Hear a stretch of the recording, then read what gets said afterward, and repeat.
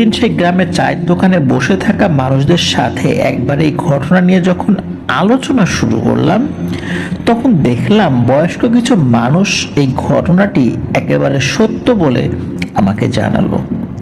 তরুণ বয়সে বহুবার তারা এই ঘটনাটি শুনে এসেছে তাদের পরিবারের বড়দের কাছ থেকে। ঘটনার সাথে সম্পর্কিত স্থানের নাম আমি প্রকাশ করছি না। যদি প্রকাশ করি তাহলে হয়তো অনেকের অতি কৌতূহল সৃষ্টি হতে পারে সেই জায়গার প্রতি। এর জন্য আমি দুঃখিত। যে ছেলেটির সাথে ঘটনাটি হয়েছিল তার নাম হরেন মান্ডি, ডাকনাম পল্টু। আমি এখানে পল্টু নামটি ব্যবহার করছি। ঘটনাটির দুটি পার্ট রয়েছে। প্রথম পার্ট বা প্রথম ভাগ উপস্থাপন করছি। সালটা ছিল সম্ভবত 1943 অথবা 44। তখন পল্টুর বয়স হবে 17 কি 18-র মতো। এই পল্টু অত্র এলাকায় বেশ পরিচিত ছিল তার দুষ্টুমির জন্য। যেমন প্রচন্ড ডানপিটে ও জেদি, তেমনি একরোখা ও সাহসী। বাবার অনেক জমি জায়গা ছিল, তাই তার বাবা বেশিরভাগ সময় জমির চাষবাস নিয়ে ব্যস্ত থাকত। ছেলেকে অনেকবার নিজের সাথে জমির কাজে নিয়ে যাওয়ার চেষ্টা করেছিলেন, কিন্তু কে শোনে কার কথা। ছেলে কোনো না কোনো অজুহাত দিয়ে বাড়ি থেকে বেরিয়ে যেত। প্রায় প্রতিদিনই তার বাবা কাজ থেকে ফিরে দেখতেন কোনো না কোনো মানুষ তার ছেলের দুষ্টমির বিরুদ্ধে নালিশের ঝুলি সাজিয়ে বসে রয়েছে। একদিন দুপুরের কথা, পল্টু পাড়ার ছেলেদের সাথে খেলাধুলা করছিল। খেলার এক পর্যায়ে একটা ছেলের সাথে ঝগড়া লেগে যায় তার। ক্রমেই ঝগড়া থেকে হাতাহাতি এবং হাতাহাতি থেকে মারামারিতে পরিণত হয়। রাগের মাথায় পল্টু একটা লাঠি দিয়ে আঘাত করে ছেলেটার মাথা ফাটিয়ে দেয়। এই ঘটনা পরে গ্রামে জানাজানি হয়ে যায় এবং সেদিন পল্টুর বাবাকে ভীষণ ঝামেলার মুখোমুখি হতে হয়। তিনি আহত ছেলেটিকে হাসপাতালে নিয়ে গিয়ে চিকিৎসা করেন এবং তার পরিবারের কাছে ক্ষমা চেয়ে নেন তার ছেলের এই কীর্তির জন্য।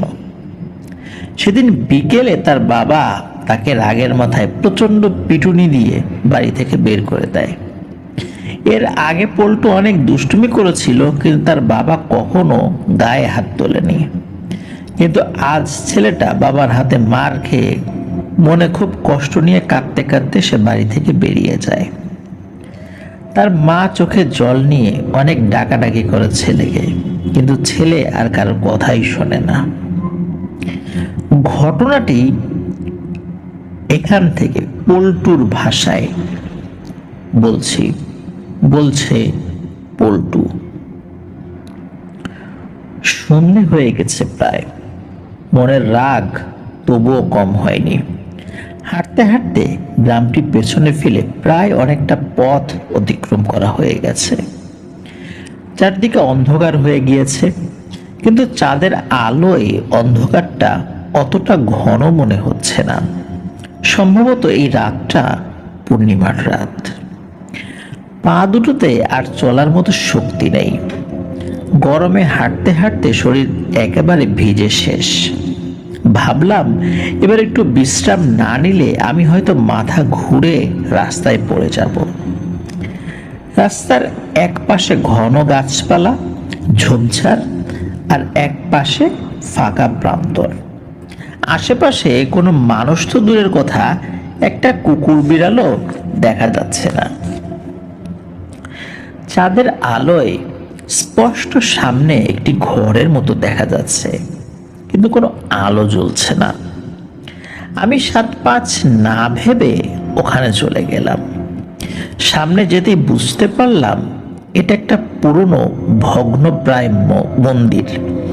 মন্দিরের পাশে বিশাল বিশাল অনেক পুরনো গাছ আর ঝোপঝাড়ে ভর্তি। কিন্তু মন্দির হলে তো সেখানে প্রদীপ জ্বলবে, ফুল পড়ে থাকবে, আর প্রতিদিন পুজো হলে একটা অন্যরকম পরিবেশ থাকবে। কিন্তু এটা তো দেখে মনে হচ্ছে বহু যুগ ধরে বন্ধ হয়ে রয়েছে। দেয়াল ভেঙে আগাছা বেরিয়ে আছে, জঙ্গল হয়ে গিয়েছে। রাতের আলো আঁধারি পরিবেশে প্রথম বুঝতে পারছিলাম না যে এটা কোনো জায়গা, না এটা কোথায়, আমি কোথায় আসলাম। কিন্তু কিছুক্ষণ ভালো করে চারদিক দেখে বুঝতে পারলাম এটা সেই জায়গা যেখানে গ্রামের মানুষ তো দূরের কথা, একটা কুকুর বিড়ালও আসতে ভয় পায়।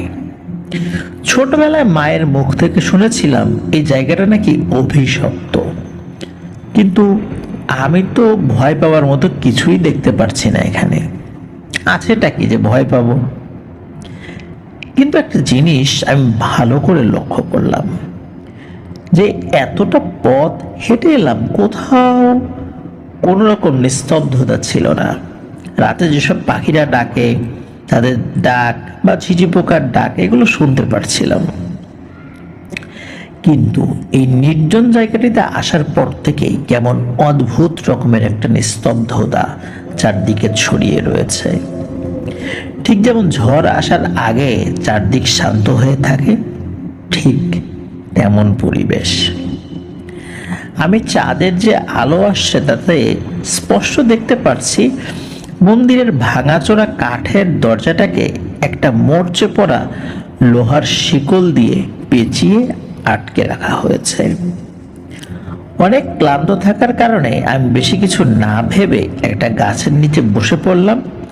তখনও মনে ভয় ছিল না, বরং বাবার প্রতি রাগটাই বেশি ছিল। মনে মনে ঠিক করেই নিলাম আর কোনোদিনও সেই বাড়িতে ফিরে যাব না। একা চুপচাপ বসে থাকতে থাকতে একসময় দ্বন্দ্বাচ্ছন্ন হয়ে ঘুমিয়ে পড়ি। কতক্ষণ ঘুমিয়েছিলাম ঠিক খেয়াল নেই, তবে ঘুমটা ক্ষীণ হয়ে গেল দুটো কারণে। প্রথম কারণটা হলো একটা শব্দ, দরজা টানাটানির বিকট শব্দ। আর দ্বিতীয় কারণটা হলো একটা তীব্র ঝাঁঝালো গন্ধ, ঠিক যেন রজনীগন্ধা, আগরবাতি, বেলি ফুল এবং কোনো জীব মরে গেলে যে পচা দুর্গন্ধ বের হয়, ঠিক এগুলোর একটা মিশ্রিত গন্ধ, একদম ঝাঁঝালো। দুটোই আসছে ওই মন্দিরের দিক থেকে। আমি ধরফর করে উঠে বসলাম। হঠাৎ শব্দটাও থেমে গেল। তখন সময়টা ঠিক মনে নেই, তবে রাত যে বেশ গভীর হয়ে গেছে সেটা কিন্তু স্পষ্ট বোঝা যাচ্ছে। হঠাৎ কোথা থেকে অসংখ্য জোনাকি পোকা এসে ওই ভাঙা ঘরের আশেপাশে ভরে গেল। হাজার হাজার জোনাকি পোকা। এত জোনাকি পোকা একসাথে আমি আগে কখনো দেখিনি। তখনও আমার ভয় হয়নি, বরং ভালোই লাগছিল। কিন্তু এই ভালো লাগা বেশিক্ষণ স্থায়ী হলো না। হঠাৎ ওই ঘরের ভেতর থেকে হাত ভাঙা কাঠের দরজার সজোরে আঘাত করার শব্দ শুরু হলো। এই আধ ভাঙা কাঠের দরজার সজোরে আঘাত করার শব্দ শুনে আমি খুবই চমকে গেলাম। আমি অবাক হয়ে চুপচাপ দাঁড়িয়ে গেলাম, কিন্তু ভেতর থেকে ধাক্কা ধাক্কি কিন্তু কমে নাই, হয়েই যাচ্ছে। কিছুই বুঝতে পারছিলাম না। দরজা থেকে যতটুকু আওয়াজ আসছে তাতে কিন্তু আমি খুব এতটুকু বুঝতে পারছি, বাইরে থেকে দরজা শেকল দিয়ে বন্ধ করা, তাহলে ভেতর থেকে ধাক্কাটা কে দিচ্ছে। আমি সাহস করে জোর দিয়ে বলে উঠলাম, এই কে রে বেটা, দরজা ধাক্কাচ্ছিস কেন? কে কে দরজা ধাক্কাচ্ছিস? কিন্তু কোনো উত্তর আসে না, কিন্তু শব্দ কিন্তু হয়েই যাচ্ছে। এবার রাগের মাথায় আমি সিঁড়ি দিয়ে উঠে গিয়ে দরজার কাছে যেতেই শব্দটা বন্ধ হয়ে গেল। আমি শিকলটা খুলে ফেলে দিলাম, জোরে ধাক্কা দিয়ে দরজা খুলে ভেতরে ঢুকলাম। সাথে সাথে একটা গরম হাওয়া আমাকে ভেদ করে যেন বাইরে বেরিয়ে গেল। কোনো মানুষ ভেতরে নেই, তাহলে দরজা ধাক্কা ছিল কে? কি অদ্ভুত ব্যাপার! বাইরে যেখানে প্রচন্ড গরম, এই ঘরের ভেতরটা একেবারে ঠান্ডা। দেয়ালে কিছু ভাঙা জায়গা দিয়ে চাঁদের আলো ভেতরে প্রবেশ করে একটা অদ্ভুত মায়াবী আলো আধারী পরিবেশ সৃষ্টি করেছে। এদিক ওদিক তাকাতেই চোখটা চলে গেল একটা নির্দিষ্ট দিকে। আমি দেখলাম একটা বড় মূর্তি রাখা আছে। এই মূর্তিটার সাথে হিন্দু ধর্মের কোনো দেবদেবীর মূর্তির কোনো সাদৃশ্যই দেখতে পেলাম না। আমি দুষ্টু হলেও ধর্মকর্ম কিন্তু টুকটাক করতাম। আমাদের ধর্মের দেবদেবীর চেহারা সম্পর্কে আমার ধারণা রয়েছে, কিন্তু এক দেখায় যতটা বুঝতে পারলাম, মূর্তিটা 5 ফুট বা 5.5 ফুটের মতো লম্বা, কুচকুচে কালো বর্ণের, 4টে হাত বিশিষ্ট, মুখটা শেয়ালের মতো, মাথায় দুদিকে দুটো শিং রয়েছে, আর মুখের দুদিক থেকে লম্বা দুটো গজ দাঁত বেরিয়ে আছে। মাথা ভর্তি লম্বা লম্বা চুল। ভেতরের আলো আধারী পরিবেশে কি ভয়ঙ্কর দেখতে লাগছে সেই মূর্তি। আমার দিকে যেন বড় বড় চোখ দিয়ে তাকিয়ে রয়েছে বলে মনে হচ্ছে। বুকের ভেতরে হঠাৎ করে মনে হলো হার্টবিট অনেক বেড়ে গেল। শরীরের সমস্ত লোম তখন দাঁড়িয়ে গেছে। অস্বস্তি বোধ হতে শুরু হলো। আমি তাড়াহুড়ো করে সেখান থেকে বেরিয়ে আসার সময় অন্ধকারে ভাঙা দরজার বেরিয়ে থাকা পেরেকের আঘাতে আমার কনুইয়ের এক পাশে কেটে যায়। সেখানে একটু রক্তও পড়ে যায় বলে মনে হলো। আমি সেই দরজাটা আগের মতো করে বন্ধ করে হাতটা চেপে ধরে রাস্তার দিকে হাঁটা শুরু করলাম। সামনে অনেকটা হেঁটে সেই ঘরটি পেছনে ফেলে চলে এসেছি, কিন্তু মনের মধ্যে অদ্ভুত রকমের একটা অনুভূতি হয়েই চলেছে। মনে হচ্ছে কেউ যেন আমাকে ফলো করছে। এবার জোরে হাঁটার কারণে আমি হাঁপিয়ে গিয়েছি, পা ব্যথা করা শুরু হয়েছে। আশেপাশে কোনো ঘর বাড়ি নেই। বাম পাশে শুধুই ফাঁকা প্রান্তর, আর ডান পাশে গাছপালা ঘেরা ঘন জঙ্গল। আমার বাঁ পাশে ফাঁকা প্রান্তর দিয়ে ফুরফুরে ঠান্ডা হাওয়া আসছে। একটা গাছের সাথে হেলান দিয়ে দাঁড়িয়ে গেলাম কিছুক্ষণ।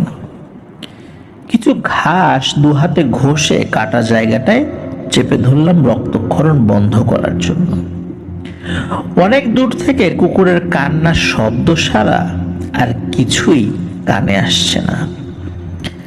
মনের বেখেয়ালে আমার চোখটা চলে গেল ফাঁকা প্রান্তরের দিকে। এরপর আমি যে অতিলৌকিক কোনো ঘটনার শিকার হয়ে যাব সেটা কোনোদিনও ধারণা করতে পারিনি।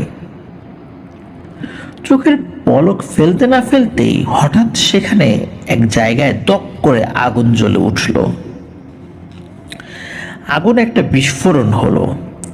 সেখান থেকে দলে দলে অনেক কাক বেরোতে শুরু করলো। কাকগুলো সে আগুনের উপরে গোল করে ঘুরতে ঘুরতে আবার আগুনের মধ্যে ঢুকে যাচ্ছে। এসব কি হচ্ছে? চুপচাপ পাথরের মতো দাঁড়িয়ে শুধু দেখেই যাচ্ছি। হঠাৎ করে কি হলো, আমি আমার শরীরের কোনো অংশ নাড়াতে পারছি না। কিন্তু নাড়াতে পারছি না কেন?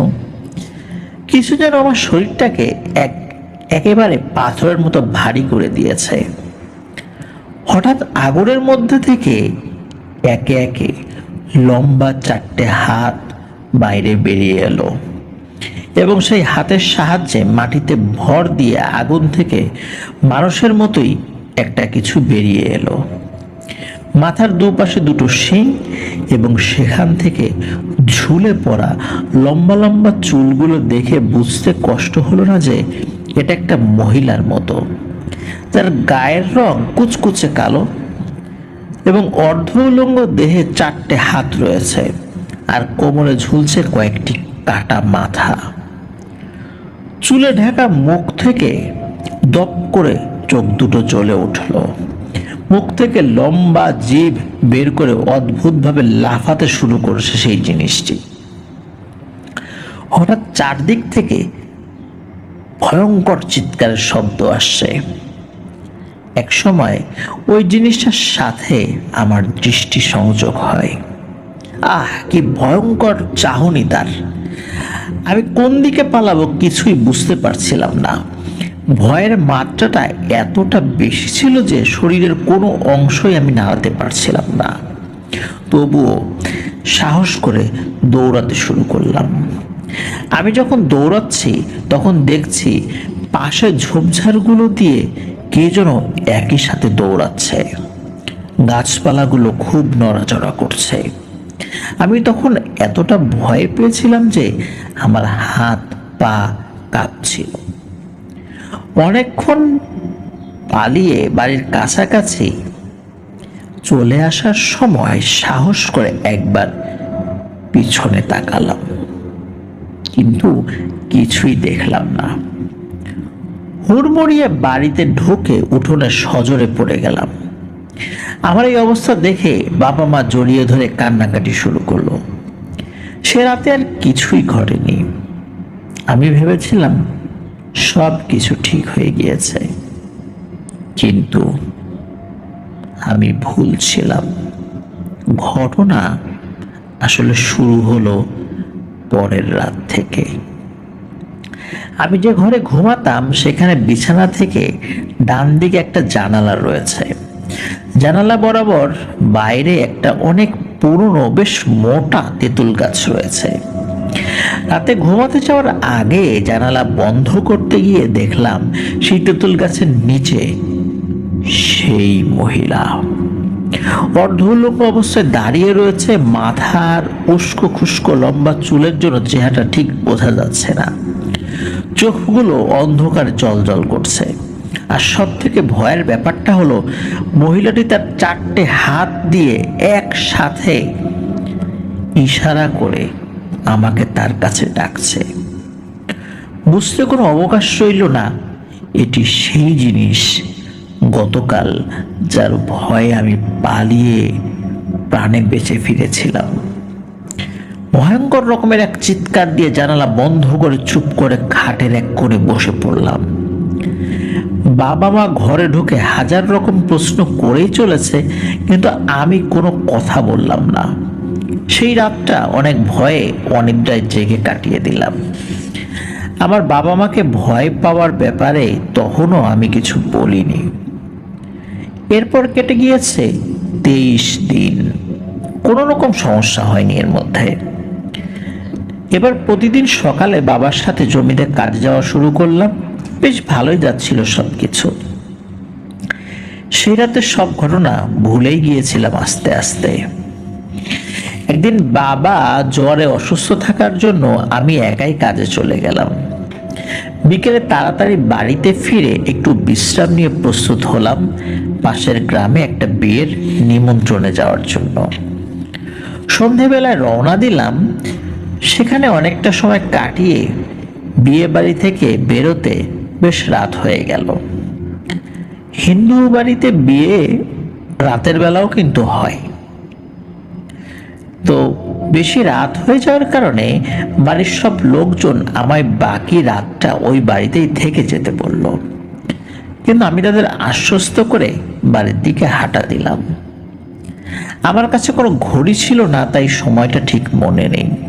তবে মনে হচ্ছে রাত বেশ গভীর হয়েছে। হাতে একটা হারিকেন নিয়ে একা হেঁটে চলছি। যদিও পূর্ণিমার চাঁদের আলোয় পথ চলতে কোনো অসুবিধাই হচ্ছিল না। গ্রামের গাছপালা ঘেরা শুনশান নীরব রাস্তা দিয়ে আমি একা হেঁটে চলেছি। একসময় একটা জায়গায় দাঁড়িয়ে একটা সিগারেট ধরালাম। আজকের মতো তখন কিন্তু এরকম সিগারেট ছিল না, তখন ছিল বিড়ি। আশেপাশে একটা কুকুর বিড়ালও দেখা যাচ্ছে না। একদম ফাঁকা রাস্তা। তো বিড়ি টানতে টানতে হেঁটে অনেকটা পথ চলে এলাম। এতটা পথ শুধু ঝিঝি পোকার শব্দ ছাড়া আর কিছুই কানে আসছিল না। কিন্তু এখন ঝিঝি পোকার শব্দ ছাড়াও অন্য একটা শব্দ কানে আসছে, আর সেটা আসছে ঠিক আমার পেছন থেকে। শব্দ শুনে মনে হচ্ছে কে যেন পায়ে নুপুর পড়ে লাফাতে লাফাতে আমার পেছনে পেছনে আসছে। আমি যখন দাঁড়িয়ে যাচ্ছি তখন শব্দটাও থেমে যাচ্ছে, আবার যখন হাঁটছি তখন শব্দটাও হচ্ছে। পিছনে না তাকে জিজ্ঞেস করলাম, এই কে রে তুই? কোনো উত্তর এলো না। আমি মনে মনে ভাবছি কোনো ডাকাতের পাল্লায় পড়লাম না তো। কিন্তু ডাকাত তো পায়ে নুপুর পরে হাঁটে না। ভাবলাম হয়তো আমার মনের ভুল। আমি আবার হাঁটা শুরু করলাম। শব্দটা কিন্তু থেমে নেই। প্রচন্ড বিরক্তি হচ্ছে। মনে মনে ঠিক করলাম পেছনে যেই থাক একটা ঘুষিতে নাক ফাটিয়ে দেব। এই ভেবে পিছনে ঘুরে দেখি কেউ নেই। আবার হাঁটা শুরু করলাম। আবার সেই শব্দটা শুরু হলো, নুপুরের ঝনঝন শব্দ, লাফিয়ে লাফিয়ে চলার শব্দ। এবার আমি বললাম, আমায় যতই ভয় দেখানোর চেষ্টা কর, পারবি না। সাহস থাকলে সামনে আয়, না হলে আমি যদি ধরতে পারি তাহলে তোর অবস্থা আজকে খারাপ করে দেব। এবার একটা পৈশাচিক ক্ষীণ মেয়েলি কণ্ঠে উত্তর এলো, আমার অবস্থা খারাপ করবি? সেদিন বেঁচে গিয়েছিলি, আজ তোকে পেয়েছি আমি। অনেক দিন রক্ত খাইনি রে, আজ তোর গলা কেটে রক্ত খাবো। আমার বুকটা আটকে উঠল। ভয়ে ভয়ে পিছনে তাকলাম। তাকিয়ে দেখলাম সেই 4টে হাতযুক্ত ভয়ঙ্কর কুচকুচে কালো জিনিসটি হেলে দুলে এগিয়ে আসছে আমার কাছে। 7-5 না ভেবে ঝেড়ে দৌড় দিলাম। আমি বুঝতে পারছিলাম ওই ভয়ঙ্কর শয়তানটা পিছনে আসছে আমার। হঠাৎ দেখলাম ওই শয়তানটা আমার সামনে দাঁড়িয়ে। তখন সেটি বলে উঠল, কিরে, সামনে আসতে বলেছিলি তো, এসে গেলাম তো সামনে, এবার কি করবি কর। আমি কোনো উত্তর দিতে পারিনি। আমি প্রচন্ড ভয়ে মাটিতে পড়ে যাই। আর ওই শয়তানটা এক হাত দিয়ে আমার গলা চেপে ধরে, আর বাকি 2 হাত দিয়ে আমার হাত দুটো চেপে ধরে। তারপর মাটি থেকে উপরে তুলে ফেললো এবং বলল, মানুষের বাচ্চা, তোর সাহস কি করে হয় আমার আস্তানায় এসে আমাকে বিরক্ত করার? আজ কয়েক দশকের বেশি আমি এখানে আটকে আছি। বহু যুগ কোনো মানুষের রক্ত খাইনি। সেই রাতে তুই আমাকে মুক্তই শুধু করিসনি, ভুলবশত নিজের শরীরের রক্ত দান করে গেছিস। আর তোর রক্ততেই শুধু আমার গলা ভিজবে, অন্য কারো রক্তে না। প্রচন্ড ধস্তাধস্তি চলতে থাকে। মনে মনে সৃষ্টিকর্তাকে খুব কষ্টের সাথে স্মরণ করতে করতে মন্ত্র জপ করার সময় শয়তানটা আমায় ছেড়ে দিয়ে কিছুটা দূরে সরে যায়। আমি কোনো রকমে মাটি থেকে উঠে আছড়ে পাছড়ে পালাতে থাকি। তখনও শয়তানটা আমার পিছু ছাড়ে নাই, পেছন থেকে খুব রেগে চিৎকার করছে। আমি বাড়ির একদম কাছে যখন চলে আসি, এমত অবস্থায় শয়তানটা কোথায় আছে সেটা দেখবার জন্য আমি পিছনে তাকাই, আর দেখি ওটা আমার পিছনেই লাফিয়ে লাফিয়ে আসছে, আর 4টা হাত বাড়িয়ে দিয়েছে আমাকে ধরার জন্য। এই দেখে ভয় আমার মাথা কাজ করা বন্ধ করে দেয়। তখন আমি বাড়ির উঠোনে হুড়মুড়িয়ে পড়ে জ্ঞান হারিয়ে ফেলি ওই মুহূর্তে। যখন আমার জ্ঞান আসে তখন নিজেকে হাসপাতালে আবিষ্কার করি। পাশে বাবা মা বসে আছে, সবার মুখে শুধু প্রশ্ন যে কি হয়েছিল। পরে জানতে পারি আমি 2 দিন যাবৎ হাসপাতালে অচেতন অবস্থায় শুয়েছিলাম। সুস্থ বোধ করার পর বাবা মা আমারও ওই অবস্থার কারণ জানতে চায়। তারা অযথা ভয় পাবে ভেবে আমি তখনও তাদেরকে কিছু বলিনি। বাড়িতে সুস্থ হয়ে আসার পর থেকে অন্য ঝামেলা শুরু হতে লাগলো। এবার স্বপ্নের মধ্যে অত্যাচার শুরু হলো আমার উপর। ঘুমালেই দেখতাম আমি একটা গাছের সাথে দড়ি দিয়ে বাঁধা অবস্থায় আছি। সামনে যজ্ঞের মতো আয়োজন চলছে। এক এক করে লাইন দিয়ে মাটির পাত্রে রাখা আছে গরু, ছাগল, সাপ, মাছ, কাক আর মুরগির কাটা মাথা।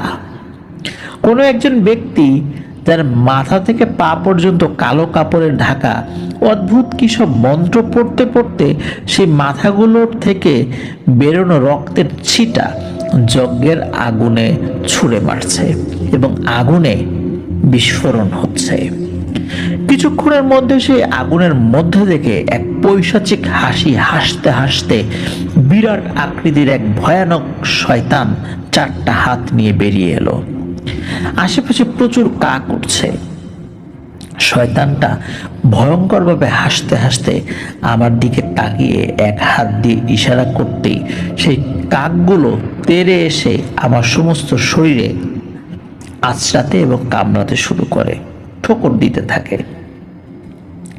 এরপর আমার ঘুম ভেঙে যেত।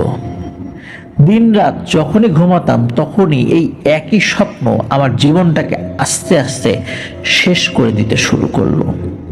কোনো মানুষ যদি প্রতিদিন একই স্বপ্ন বারবার দেখতে থাকে তাহলে সেটা কোনো স্বাভাবিক ব্যাপারের আওতায় পড়ে না।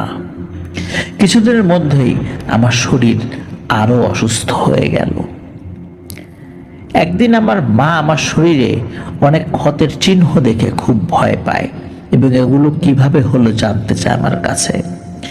ভাবলাম এবার সব ঘটনা খুলে বলতে হবে, এই ব্যাপারটা লুকানো ঠিক হবে না।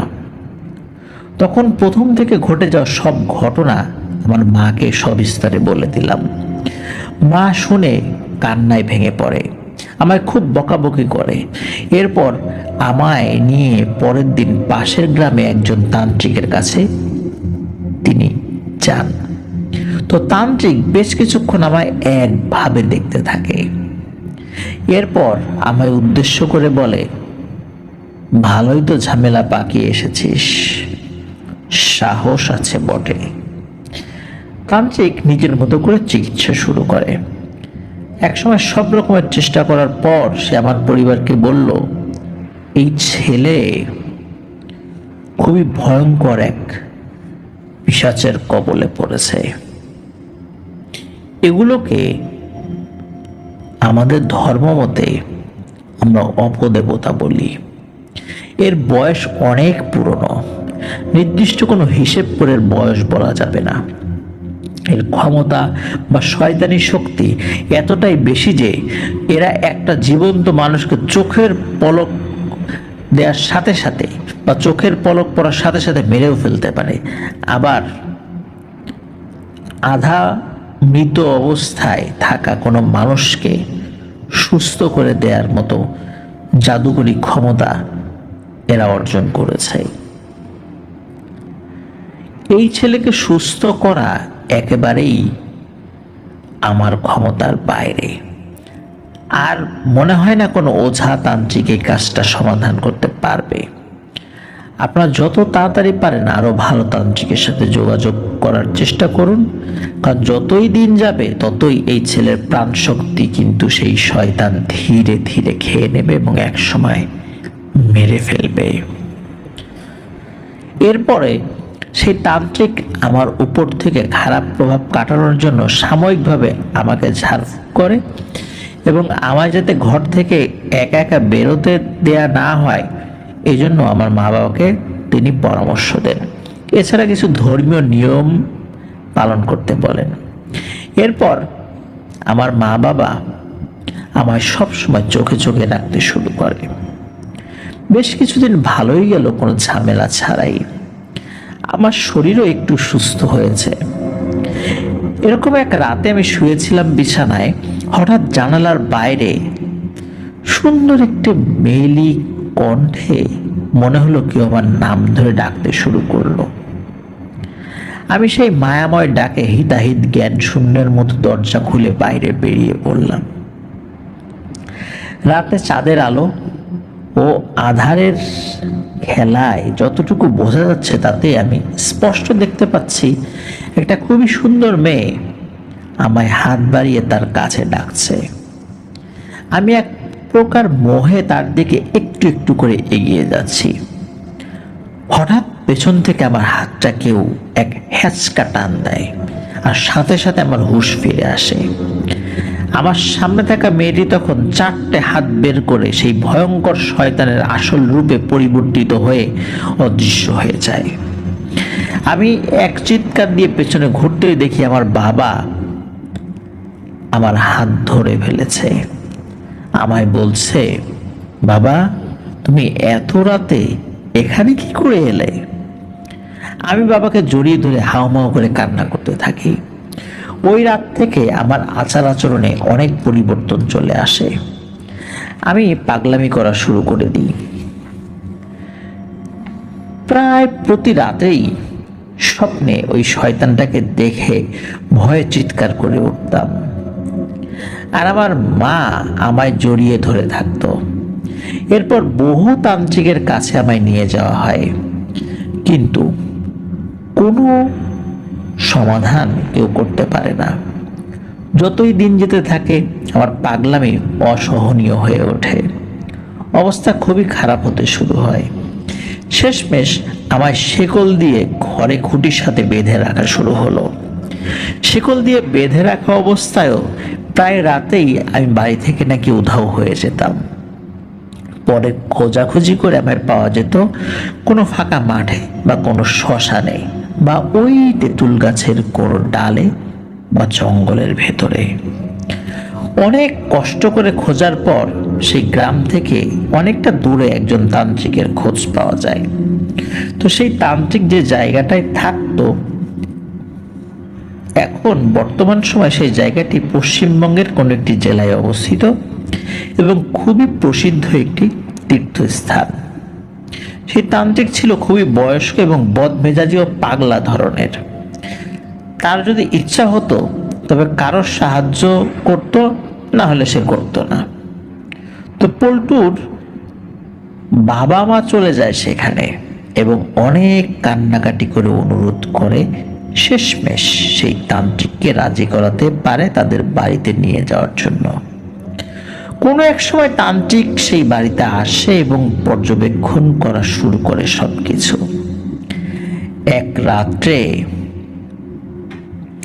যে ঘরে আমি থাকতাম, সে ঘরে তান্ত্রিক আসনে বসে নির্দিষ্ট কোনো একটা অনুষ্ঠানের মাধ্যমে তার পোষা পিশাচদের ডাকা শুরু করে এবং পিশাচরা উপস্থিত হয়। তিনি এই অবস্থার ব্যাপারে পিশাচদের কাছ থেকে সমস্ত ধরনের তথ্য সমাধানের ব্যাপারে জানতে চান। তান্ত্রিক তার পিশাচদের দ্বারা জানতে পারেন যে যে রাত্রে এই জিনিসটির সম্মুখীন হতে হয়েছিল সেটি আসলে এক শ্রেণীর রক্ত পিপাসু খারাপ শক্তি, এবং এরা শয়তান এবং এরা ডাকিনী যোগবিদ্যায় খুবই পারদর্শী হয়। যে সমস্ত তান্ত্রিকেরা খারাপ কাজ করে থাকে তারা অনেক কঠিন সাধনা করে এই ধরনের খারাপ শক্তিকে হাসিল করে এদেরকে দিয়ে মানুষের ক্ষতি করে থাকে। এই শয়তানি শক্তির ক্ষমতা অসীম। সাধারণ মানুষেরা একে প্রচন্ড ভয় পায় এবং অনেকেই এর উপাসনা করে, কিন্তু এরা পুরোপুরি সৃষ্টিকর্তার বিরোধী শক্তি। এরা সাধারণত পরিত্যক্ত ভাগাড় বা শ্মশানের আশেপাশে ঘুরে বেড়ায় এবং মৃত লাশের অবশিষ্ট অংশ খেয়ে কঠিন থেকে কঠিনতম কালো জাদু চর্চা করে থাকে। প্রায় 800 বছরেরও বেশি সময় ধরে ওই অপদেবতাকে ওই মন্দিরের একটা স্থানে বন্দি করে রাখা হয়েছিল এবং ওই মন্দিরের নিচে পুঁতে রাখা গুপ্তধনের রক্ষা করে আসছে নাকি এই পিশাচটি বহু যুগ ধরে। এই মন্দিরের গুপ্তধনের রহস্যের ব্যাপারে জানতে গিয়ে এক অন্য কাহিনী সম্পর্কে জানা গেল, যেটা কালের বিবর্তনে প্রায় হারিয়ে গিয়েছিল। ওই শয়তানটাকে কেন ওই মন্দিরে বন্দি করে রাখা হয়েছিল, সেই রহস্য জানতে হলে আমাদেরকে অনেকটা সময় পেছনে চলে যেতে হবে। এই গল্পের কিন্তু দুটি পার্ট ছিল। প্রথম পার্ট আমরা বললাম, এখন দ্বিতীয় পার্ট শুরু করছি। বহু যুগ আগে ব্রিটিশরা নাকি তখনও ভারতে আসেনি। ওই অঞ্চলে এক রাজা ছিল। আশেপাশের 13টি গ্রামের প্রত্যেকটি পরিবারের সব রকমের দায়িত্ব ছিল তার উপর। তিনি গরিব মানুষদের প্রচন্ড ভালোবাসতেন, তাই কোনো সময় কোনো সমস্যার সম্মুখীন হতে দিতেন না। ওই 13টি গ্রামের প্রত্যেকটি পরিবারের ভালো মন্দ সবকিছু উনি একদম নিজে দেখভাল করার চেষ্টা করতেন। ওনার যেই পাইক পেয়াদা ছিল তাদের কাছ থেকে তথ্য নিয়ে সন্তুষ্ট থাকতেন না, তিনি নিজেও ঘুরে ঘুরে দেখতেন। কারো পরিবার অসুস্থ ব্যক্তির চিকিৎসার জন্য টাকা দরকার, কারো মেয়ের বিয়ের খরচ, কারো জমিতে ফসল চাষের জন্য ঋণ দরকার, কারো ঘরে অন্ন না থাকলে সেখানে অন্নের সংস্থান করা, কোনো অসহায় মানুষ বকেয়া রাজস্ব দিতে না পারলে সেই রাজস্ব মওকুফ করে দেয়া, এই সকল কাজের জন্য প্রজারা সেই রাজাকে খুবই শ্রদ্ধা করত এবং ভালোবাসত। তার শাসনকালে রাজ পরিবারের জায়গা জমি, টাকা পয়সা, ধন সম্পদ সবকিছুই উল্লেখযোগ্যভাবে বৃদ্ধি পেয়েছিল। কিন্তু এত সম্পত্তি ভোগ করার জন্য রাজার কোনো সন্তান ছিল না। তাই তিনি যখন তার অন্তঃপুরে স্ত্রীর সাথে এই ব্যাপারে কথা বলতেন তখন খুবই হতাশ ও চিন্তামগ্ন হয়ে পড়তেন। অপরদিকে এই রাজার একজন জ্যেষ্ঠ পুত্র ছিল, অর্থাৎ জ্যাঠামশাই বা চাচার ছেলে, যে রাজার মতাদর্শের থেকে একদমই বিপরীত ছিল। এই ছেলেটির কেবল রাজ সিংহাসনের উপর আকর্ষণ ছিল।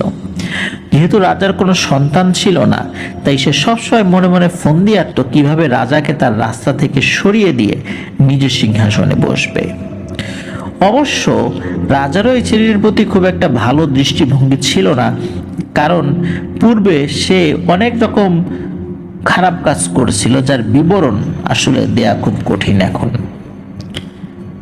তাই রাজা মনে মনে ভেবে নিয়েছিল রাজ সিংহাসনে বসে প্রজাদের ভালো করার পরিবর্তে সে হয়তো খারাপটাই বেশি করবে। তাই তাকে উত্তরাধিকার সূত্রে রাজতন্ত্র পালন করার দায়িত্ব দেয়াটা খুবই ভুল কাজ হবে। তাই রাজামশাই ঠিক করলেন তিনি একটা পুত্র সন্তান দত্তক নেবেন, তাকেই পরবর্তীকালে রাজ সিংহাসনে বসাবেন। হঠাৎ একদিন রাজা এক শিশু সন্তানকে তার রাজ দরবারে সবার উপস্থিতিতে দত্তক নিলেন এবং ঘোষণা করলেন যে তার মৃত্যুর পর এই শিশুটি হবে এই রাজ সিংহাসনের আসল অধিকারী। রাজার এই সিদ্ধান্তে সকলেই সম্মতি দিল, শুধু একজন ব্যক্তি এই সিদ্ধান্ত কিছুতেই মেনে নিতে পারছিল না। সে আর কেউই নয়, সে হলো রাজার সেই জ্যেষ্ঠ পুত্র, মানে জ্যাঠার ছেলে। প্রচন্ড রাগে ক্ষোভে সে মনে মনে বিভিন্নভাবে ষড়যন্ত্র করতে শুরু করলো যে সে কিভাবে রাজা সহ পুরো পরিবারের সর্বনাশ করে এই সিংহাসন দখল করা যায়। তিনি কোনো এক জায়গায় এক তান্ত্রিকের খোঁজ পান এবং তার শরণাপন্ন হন। এরপর কোনো এক অমাবস্যার রাত্রে সেই তান্ত্রিকের সহায়তায় সে পুরো রাজ পরিবারের উপর ভয়ঙ্কর কালো জাদু প্রয়োগ করতে সফল হয়। এরপর হঠাৎ করে রাজা একদিন অসুস্থ হয়ে পড়ে, শুরু হয় চিকিৎসা। কিন্তু যত দিন যেতে থাকে রাজার অবস্থা আশঙ্কাজনক হতে শুরু করে এবং হঠাৎ করে একদিন তার মৃতদেহ বিছানা থেকে কিছু দূরে মাটিতে পড়া অবস্থায় পাওয়া যায়। চেহারাটা একটা ভয়ের ছাপ, চোখ দুটো যেন বাইরে বেরিয়ে এসেছে, মুখ থেকে গল গল করে রক্ত বের হচ্ছে। তো যেহেতু তিনি সকলের কাছেই খুবই প্রিয় একজন মানুষ ছিলেন, সেহেতু তার মৃত্যুতে পরিবারের ও রাজ্যের মানুষের মধ্যে একটা শোকের ছায়া সৃষ্টি হয়।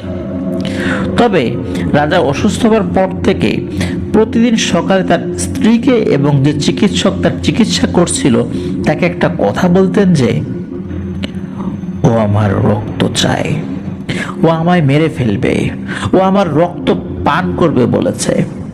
চিকিৎসকরা ভাবতো যেহেতু তিনি অসুস্থ ছিলেন তাই হয়তো তার মস্তিষ্কে কোনো রকম প্রভাব পড়েছে, তাই এভাবে ভুলভাল বকছেন। একদিন যখন রাজা তার স্ত্রীকে সেই একই কথা বলছিলেন, তখন তার স্ত্রী একটু বিরক্ত হয়ে তাকে জিজ্ঞেস করে বসে, আচ্ছা আপনি প্রতিদিন একই কথা কেন বলেন? আমরা সকলে তো আছি আপনার পাশে, তবু আপনি কাকে তো ভয় পাচ্ছেন? কে মেরে ফেলবে আপনাকে? রাজা উত্তর দিলেন, উগ্রচণ্ডা। এইসব ঘটনার কথা কোনোভাবে পর্যায়ক্রমে মানুষের মুখে মুখে রটে যেতে শুরু করে। রাজার মৃত্যুর 3 দিন পরে তার স্ত্রী ও বাচ্চার মৃতদেহ রহস্যজনকভাবে পাওয়া যায় সে রাজবাড়ির একটি পুকুরের পাড়ে। অবশেষে পুরো পরিবারকে সফলভাবে হত্যা করার পরে সেই জ্যেষ্ঠ পুত্র রাজা হয়ে যায়। সমস্ত ধন সম্পদ, গহনা, টাকা হাতিয়ে নিয়ে বিলাসী জীবন কাটাতে থাকে। একসময় কোন এক পার্শ্ববর্তী অঞ্চলের রাজা ঠিক করেন যে তিনি ওই অঞ্চলের সাথে ব্যবসায়িক ভিত্তিতে একটি সুসম্পর্ক স্থাপনের মাধ্যমে 2 অঞ্চলে যৌথভাবে রাজত্বের পরিধি বাড়ানোর উদ্দেশ্যে রাজদূতের মাধ্যমে খবর পাঠায় ওই অঞ্চলের রাজার কাছে। কিন্তু এই অঞ্চলে যে নতুন রাজা হয়েছে সে খুবই ধূর্ত প্রকৃতির মানুষ ছিল। সে সরাসরি সেই প্রস্তাব মানতে অসম্মতি জানায় এবং রাজদূতকে অনেক আজে বাজে কথা বলে অসম্মান করে সেখান থেকে তাড়িয়ে দেন। এরপর সেই রাজদূত যখন এই সব কথা তার রাজাকে জানায়, তখন তিনি খুবই অসম্মানিত বোধ করেন এবং রাগের বশবর্তী হয়ে তিনি ওই অঞ্চলের বিরুদ্ধে যুদ্ধ ঘোষণা করে দেন। এদিকে এই জায়গার সেই রাজা তার গুপ্তচরদের মাধ্যমে জানতে পারেন যে তার রাজ্যে হামলা হতে চলেছে। তিনি যেহেতু খুবই ধূর্ত ছিলেন, তাই তিনি লুট করা সব ধন সম্পদ বাঁচানোর জন্য আবার চলে গেলেন সেই তান্ত্রিকের কাছে। এরপর তান্ত্রিকের পরামর্শ মতে খোলা আকাশের নিচে একটি জনমানবহীন একটি জায়গায় মাটির নিচে বেশ শক্তপোক্ত একটি ঘর বানানো হলো। সব ধন সম্পদ সেখানে মজুত করা হলো। কোনো এক অমাবস্যার রাত্রে সেই তান্ত্রিক নির্দিষ্ট অনুষ্ঠানের দ্বারা সেই ঘরের মধ্যে একটা বাচ্চার নরবলি দিয়ে সেই অপদেবতা বা খারাপ শক্তিকে সেখানে আনতে সক্ষম হয়ে যায় এবং সেখানেই ওই অপদেবতাকে বা ওই পিশাচকে বন্দি করে ফেলা হয়। এরপর সব কাজ শেষ হওয়ার পরে সবাই বাইরে চলে আসে। দরজা বন্ধ করে মাটি চাপা দিয়ে দেয়া হয়। সেই জায়গাটির উপরে ছোট করে একটি মন্দির করে দেওয়ার নির্দেশ দেন সেই তান্ত্রিক। এছাড়া তিনি বলেন এই মন্দিরে কোনোদিন যেন কেউ পূজা করতে না আসে এবং কেউ যেন আসতে না পারে সেদিকে যেন খেয়াল রাখা হয়। তান্ত্রিক সেই ঘরে একটি শয়তানের মূর্তি স্থাপন করে।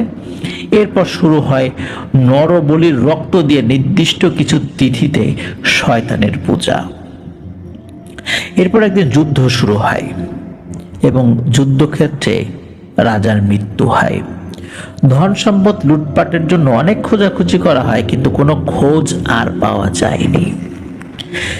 সেই প্রাচীন যুগ থেকেই সেই খারাপ শক্তি বন্দী অবস্থায় সেই গুপ্তধনের রক্ষা করে চলেছে। যখনই কেউ ওখানে গিয়েছে অনেক ভয় পেয়ে সেখান থেকে পালিয়ে এসেছে, কেউ পাগলও হয়ে গিয়েছে, আবার কেউ অসুস্থ হয়ে মারাও গিয়েছে। এসবই ওই অশুভ শক্তির প্রভাবে হয়েছে। এরপর এই ঘটনা, এই পুরো ঘটনা ওই তান্ত্রিক বিষয়টি পল্টু বা তার পরিবারকে জানান। প্রিয় লিসেনার্স, আমরা এই ঘটনার শেষ ভাগে চলে এসেছি। তো এই ঘটনার শেষ ভাগে এসে এবার জানতে চাই যে কিভাবে ওই পল্টুর সমস্যার সমাধান হয়েছিল। এরপর তান্ত্রিক পল্টুকে সুস্থ রাখার জন্য মোটামুটি ঝাড়ফুঁক দিয়ে দেন। তান্ত্রিক তার মা বাবাকে বলেন আসল কাজটা করা হবে আসন্ন অমাবস্যায়, তাই তার যে সকল জিনিসের প্রয়োজন সেগুলোর জন্য ব্যবস্থা করা হয়। তান্ত্রিক যতদিন সেই বাড়িতে ছিল তার মধ্যে পল্টুর আর কোনো সমস্যা হয়নি। দেখতে দেখতে 8 দিন পার হয়ে যায়। চলে আসে অমাবস্যা। পুরো দিনটা যেন কালবৈশাখীর মেঘের মতো জমে কালো হয়ে রয়েছে আকাশ। বিকেল থেকে তুমুল ঝড় শুরু হলো, আর সন্ধ্যা থেকে বৃষ্টির তোড় বাড়তে শুরু হলো। মধ্যরাতে তান্ত্রিক পল্টুকে সামনে বসিয়ে তার যজ্ঞের কাজ শুরু করলো। বাইরে চারদিকে তুমুল ঝড় উঠেছে, মনে হচ্ছে সব কিছু যেন ভেঙে উড়িয়ে নিয়ে চলে যাবে। প্রথমে তান্ত্রিক তার কলা কৌশলের দ্বারা স্বাভাবিকভাবে সেই শয়তানকে হাজির করতে চেষ্টা করলো, কিন্তু ব্যর্থ হলো। বহুবার চেষ্টা করেছে কিন্তু বারবার ব্যর্থ হয়েছে। এরপর তান্ত্রিক পরপর 4টে ছাগল বলি দিয়ে সেই রক্ত নিবেদন করে সে খারাপ অপদেবতাকে ঘরের মধ্যে আনতে সক্ষম হলো। এরপর অনেক চেষ্টা করা হলো, কিন্তু কিছুতেই সেই খারাপ শক্তি পল্টুর শরীর ছেড়ে যেতে রাজি হচ্ছিল না। অনেক চেষ্টার পর অবশেষে সেই তান্ত্রিক বিশেষ ক্ষেত্রে ব্যবহৃত তন্ত্রবিদ্যার বিশেষ কিছু গুপ্ত শক্তি প্রয়োগের মাধ্যমে ওই 4টে মৃত ছাগলের দেহ বিনিময়ে সেই অপদেবতাকে শরীর ছেড়ে তার পুরনো জায়গায় চলে যেতে বাধ্য করে। যাওয়ার আগে সেই খারাপ শক্তি তান্ত্রিককে বলে যায় যে এই ছেলের উপর প্রভাবের কারণে সে আর কোনোদিন পুরোপুরি সুস্থ হতে পারবে না। সেই অপদেবতা চলে যাওয়ার সাথে সাথে সব ঝড় বৃষ্টি থেমে যায়। এরপরে সেই তান্ত্রিক ওই ভাঙা মন্দিরে গিয়ে নির্দিষ্ট কিছু অনুষ্ঠানের মাধ্যমে সেই দরজা আর শিকল আবার লাগিয়ে দেন। এই ঘটনার পরে পল্টু সুস্থ হয়ে যায় ঠিকই, কিন্তু 1 বছরের ব্যবধানে তার আচরণে অনেকটা পরিবর্তন আসে। সে অনেকটা পাগলের মতো আচরণ করতে থাকে। ধীরে ধীরে সে একটা বদ্ধ উন্মাদে পরিণত হয়। একটা সময় সে মারা যায়। এটি ছিল পল্টুর ঘটনা। এই ঘটনাটি আমি যে প্রবীণ মানুষটির মুখ থেকে শুনেছি, তিনি সেই পল্টু নামে ছেলেটির প্রতিবেশী ছিলেন একটা সময়। তিনি ঘটনাটি বলার সময় খুব সংবেদনশীল হয়ে পড়েছিলেন। এমন একটা ডানপিটে স্বভাবের দুরন্ত ছেলে যে এইভাবে মৃত্যুর সাগরে তলিয়ে যাবে সেটা সে কখনো ধারণা করতে পারেননি। তৎকালীন সময় এই ঘটনার আশেপাশে 3-4 গ্রামের মানুষদের মধ্যে বেশ আতঙ্ক সৃষ্টি করেছিল। এমন একটা ভয়ানক ঘটনা। কালের গর্ভে এক সময় এই ঘটনাটি প্রায় হারিয়ে যেতে বসেছিল। তাই আমি চেষ্টা করেছি হারিয়ে যাওয়া ঘটনাটি সবার মাঝে তুলে ধরতে। আজও সেই জনমানবহীন জায়গায় ভাঙা মন্দিরটি এখনো ঘন জঙ্গলের আচ্ছাদনে লুকিয়ে রয়েছে। এখনো গ্রামের মানুষদের সেখানে যাওয়া আসায় নিষেধাজ্ঞা রয়েছে। আমি চেয়েছিলাম সেখানে একবার গিয়ে দেখে আসতে। এই গ্রামে আমার পরিচিত মানুষরা খুবই কঠোরভাবে সেখানে যেতে নিষেধ করে এবং যেতে দেয়নি আমাকে। তারা খুবই ভয় করে জায়গাটি। হয়তো এখনো কোনো ঘটনা সেখানে ঘটে চলেছে যেটা হয়তো আমরা জানি না।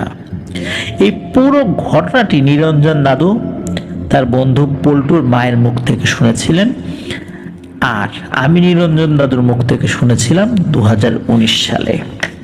আশা করছি ঘটনাটা ভালো লেগেছে আপনাদের কাছে। আর একটা কথা বলে দিই, যেহেতু আমি সেই ঘটনার জায়গাটি দেখে আসতে পারিনি নিজ চোখে এবং আমার কাছে কোনো প্রমাণ নেই সেখানকার, তাই ঘটনার সত্যতা নিয়ে আসলে আমি 100% গ্যারান্টি দিতে সক্ষম হচ্ছি না। কিন্তু এই একই ঘটনা আমি যখন ওই এলাকার কিছু বয়স্ক মানুষের মধ্যে শুনলাম, তখনই আমি এই ঘটনার সত্যতা মেনে নিতে বাধ্য হয়েছি। শোভন, কলকাতা, পশ্চিমবঙ্গ। প্রিয় লিসেনার্স, অসাধারণ একটি ঘটনা। সত্যি আপনারা অনেক সময় আপনারা যক্ষের যে ধন বা যক্ষের ধনের গল্প শুনতে চান, মন্দির রিলেটেড ঘটনা শুনতে চান, পিশাচ রিলেটেড ঘটনা শুনতে চান। আমার মনে হয় এরকমের ঘটনা আপনারা অনেক দিন ধরেই চাচ্ছিলেন। আর এই ঘটনাটি আমরা আমাদের পাতাল বাসি বইয়ে সন্নিবেশিত করেছিলাম। প্রিয় লিসেনার্স, আপনারা চাইলে এই বইটি সংগ্রহ করতে পারেন। বইটি আমরা প্রকাশ করেছিলাম প্রান্ত প্রকাশন থেকে। রকমারিতে গিয়ে আপনার পাতাল বাসি যখন সার্চ দিবেন তখনই এটা চলে আসবে, সেখান থেকে আপনারা অর্ডার করতে পারেন। প্রিয় লিসেনার্স, আশা করছি এই ঘটনাটি আপনাদের ভালো লেগেছে। আর ভালো লাগলে আমাদের চ্যানেল সাবস্ক্রাইব করবেন প্লিজ। আর যারা ইতিমধ্যে সাবস্ক্রাইব করে ফেলেছেন, জাযাকাল্লাহু খাইরান তাদেরকে। আপনারা যারা ঘটনা পাঠাতে চান তারা লিখে অথবা রেকর্ড করে যে কোনোভাবে ঘটনা পাঠাতে পারবেন afnanthehorrorworld@gmail.com এই ইমেল অ্যাড্রেসে। আর ইমেল অ্যাড্রেসের স্পেলিংটা আমরা আমাদের ভিডিও ডেসক্রিপশনে দিয়ে রেখেছি, সেখানে গিয়ে স্পেলিংটা চেক করতে পারবেন। প্রিয় লিসেনার্স, আপনারা কিন্তু আপনাদের মূল্যবান মতামত পোস্ট করে বা কমেন্ট করে জানাতে পারবেন। সেক্ষেত্রে আমাদের একটি ফেসবুক পেজ এবং গ্রুপ রয়েছে আফনান দ্য হরর ওয়ার্ল্ড নামে। একই নামে একটি ফেসবুক পেজ এবং গ্রুপ, আর এই দুটো লিঙ্ক আমরা আমাদের ভিডিও ডেসক্রিপশনে দিয়ে রেখেছি, সেখানে গিয়ে আপনারা আমাদের পরিবারের সদস্য হয়ে যেতে পারবেন। প্রিয় লিসেনার্স, আজকের মতো বিদায় নিচ্ছি। আসছে সোমবার অমীমাংসিত রহস্যের আরও একটি চমৎকার এপিসোড নিয়ে আপনাদের সামনে হাজির হচ্ছি ঠিক রাত 10:59 Afnan the horror world YouTube চ্যানেলে। সকলকে সেই এপিসোড শোনার আমন্ত্রণ জানাচ্ছি। সকলে আমার জন্য দোয়া করবেন, আমার পরিবারের জন্য দোয়া করবেন, আপনাদের জন্য দোয়া রইল, আপনাদের পরিবারের সকলের জন্য দোয়া রইল। আল্লাহ সুবহানাহু ওয়া তাআলা আমাদেরকে ভালো রাখুন, সুস্থ রাখুন, নিরাপদে রাখুন, আফনান দ্য হরর ওয়ার্ল্ডের সাথে রাখুন। আসসালামু আলাইকুম। প্রিয় লিসেনার্স, আসসালামু আলাইকুম।